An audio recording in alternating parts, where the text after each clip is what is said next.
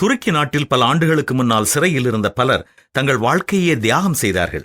அந்த சிறைச்சாலையில் இருந்தவர்கள் அனைவரையும் மாற்றுவதற்காக மிகவும் சிறிய அறைகளை கொண்ட சிறைச்சாலை கட்டப்பட இருக்கிறது என்பதை அறிந்த அவர்கள் அறையை விட்டு வெளியே வராமல் ஒழுங்காக தங்களுக்கு கொடுக்கப்படும் உணவுகளும் தங்களுக்கு வேண்டாம் என்று கூறி பல வாரங்கள் மாதங்கள் சாப்பிடாமல் இருந்து பலர் மரித்து போய்விட்டார்கள். சுயாதீனம் அல்லது விடுதலை வாழ்க்கை என்பது எவ்வளவு பெரிய ஒன்று என்பதை அடிமைத்தனத்தில் இருக்கும் ஒருவர்தான் சரியாக புரிந்து கொள்ள முடியும்.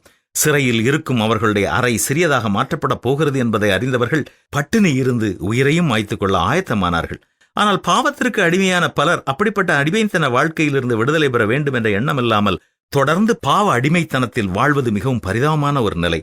பாவம் செய்கிறவன் பாவத்திற்கு அடிமையாயிருக்கிறான் என்று பரிசுத்த வேதம் கூறுகிறது.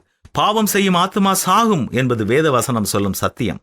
இப்படிப்பட்ட சூழ்நிலையில்தான் இயேசு நம்முடைய பாவங்களுக்கான தண்டனையை அனுபவித்து விட்டதால் பாவ அடிமைத்தனத்திலிருந்து நமக்கு விடுதலை கொடுக்கவும் நாம் சுயாதீனத்தோடு வாழவும் நம்மை வழிநடத்த கடவுள் காத்திருக்கிறார். பாவத்தின் சம்பளம் மரணம், தேவனுடைய கிருபை வரமோ நம்முடைய கர்த்தராகிய இயேசு கிறிஸ்துவினால் உண்டான நித்திய ஜீவன் என்று பரிசுத்த வேதம் தெளிவாக கூறுகிறது.